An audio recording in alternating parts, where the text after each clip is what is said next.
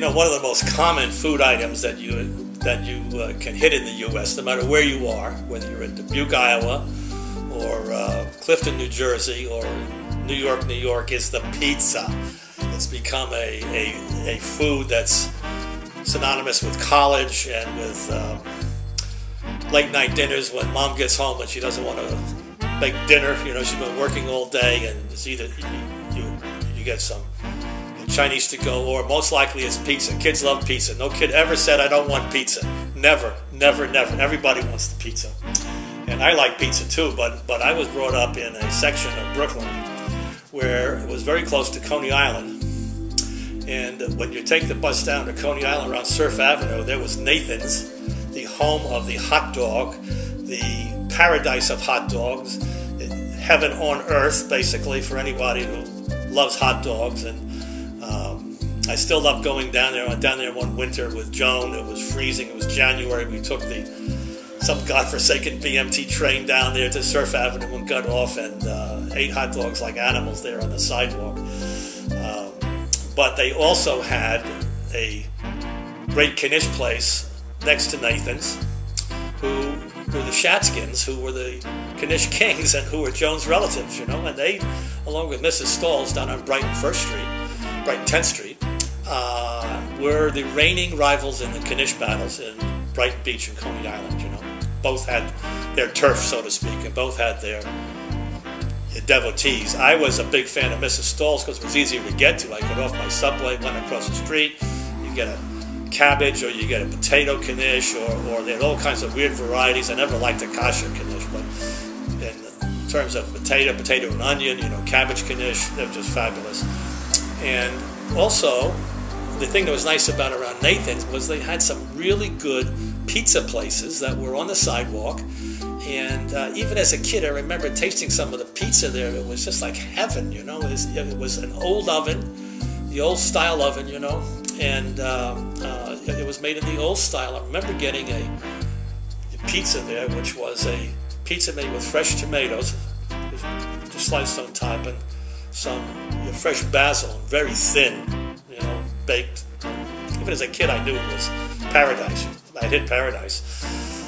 Since then, I grew up and I moved around and I lived in Manhattan and ate crummy pizza. You know, there was no, you know, they were around Columbia. There were some pizza places. They're everywhere. I don't know whether they're money laundering places or what they are, but they are everywhere, and they're all bad, basically, because they don't have the oven and they don't buy the ingredients and they don't love to cook it. They just want to make some money, you know, but they're not there to really offer you the best of that cooking.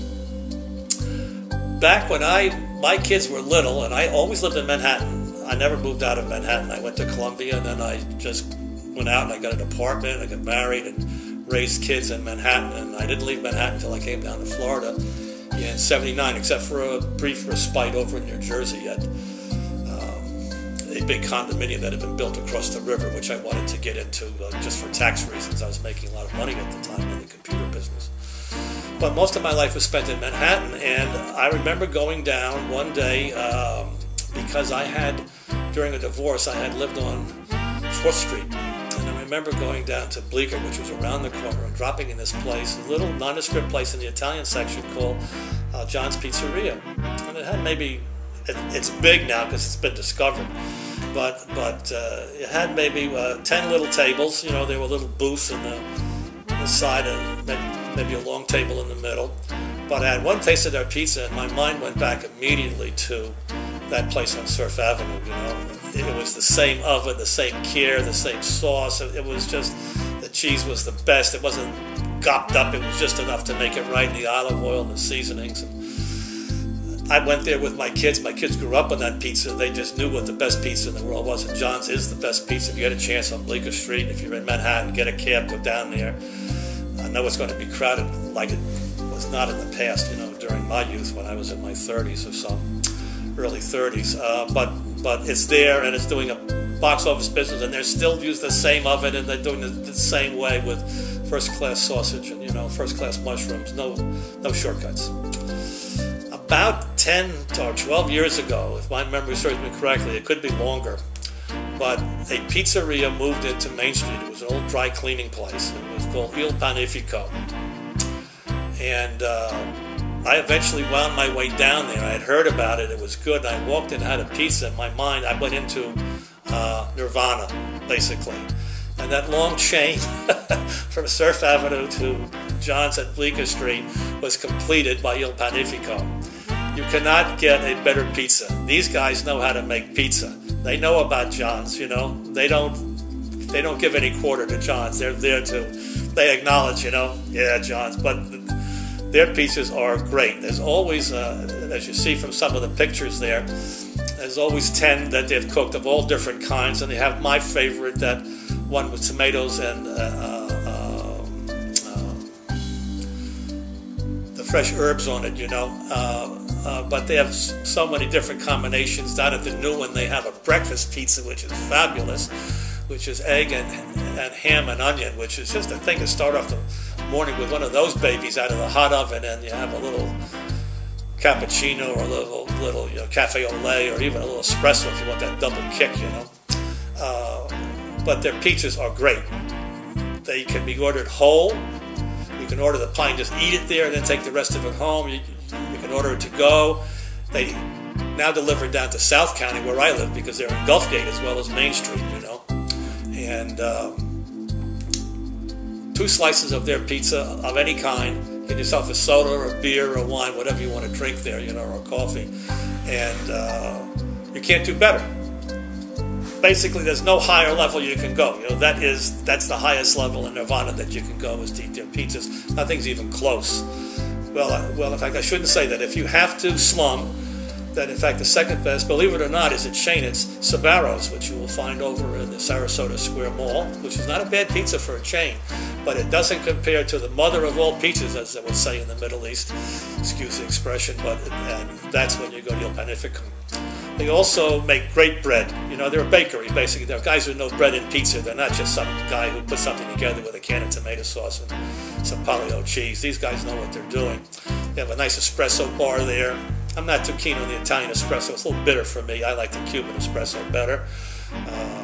That just, after years of drinking, I only drink espresso, and I really like all of the Cuban coffees. They're really much better. They're milder and they're a little richer. You know, they're not quite as bitter.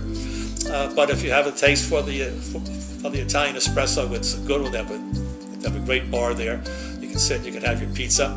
The place is always, they have too many tables in both places. I don't know what that is. It's kind of a New York thing, you know. You build it and they will come, you know. So they know their pizza's good, and they know people will put up a little bit of uncomfortableness when you get in and everybody's squeezed in. There's just too many tables for the space. But I don't mind it. You know, I'm used to that in New York. That's what happens. You know, it's getting worse. When I went back there, it was even worse. The tables were jammed, not at John's, but in fact at other restaurants I went to, which were like Chinese restaurants or things like that. They had started to pack people into communal tables. You know, that's New York, just to keep the cost down. You know, they kind of pack them in. So it's that kind of New York, a little crowded. But they also have the famous Brooklyn espresso soda. Well, I guarantee a bottle of that, you won't go to sleep for a long time, you know. It's one of the real treats to come out of Brooklyn. It's a little bottle with a yellow label. You'll see it in their soda fountain thing. They have a soda fountain there, as well as they have the bottled drinks. But you have one of those, and they have a very good cannoli, you know, which you have to have after the pizza with a little espresso, or the Brooklyn espresso coffee drink, carbonated coffee drink. It's, believe me, it's good. And you can go either to one down in Gulfgate, which is very modern, very classy looking, or the older one, which is nice too. It has its charm, you know. That in terms of the delicatessen, it's good, but that's not their primary business, you know. You get your cold cuts there and your olives and things like that. But if you want bread, Italian bread of all kinds of varieties, or if you want to taste a pizza that's out of this world, that the place you have to go to is Panificio. It's owned by some old gentlemen who are from the old school. They're just as nice and as soft-spoken in one of the old-style Italian gentlemen. And they put the place in, they do it right, they don't cut any corners. The result is that you can have a pizza there that you can write home about, you know, and maybe bring your kids down and show them what real pizza is if you're an oldster like me. I know I brought my grandson down and he goes, wow. You know, he's was in Washington, D.C. They have all of the malls there and all these fake pizza places, you know, and he's used to eating crap at very high prices, you know. So I brought him down here. I think he had 4 pieces. He was only about 70 pounds. He just chopped it down, maybe 5 pieces. It was amazing. So he knew it was good, and in fact, anybody who goes there just knows that that pizza is the best, and you really, you know, can't go wrong either place. Get down there, order the pizza, have yourself a soda, get a cannoli, get an espresso. You got yourself a meal, and you have to hobnob a little bit with your neighbors if you go there during the rush hour. If you don't, it's okay. But if you go there during lunch or if you go there during the dinner, those places get a little crowded, you know. Like every place that I go to, this is a family-owned place, you know, and the help is always nice. You know, it's a little New York brusque, but I'm used to that, you know. It's always polite, it's nice, but they're always in a hurry, you know, doing stuff, you know. That's the kind of New York kid. I have a little bit of it myself. But you'll find that the service is good, the prices are right, the food is fantastic, and you'll walk away a happy pizza eater, believe me. Take it from me.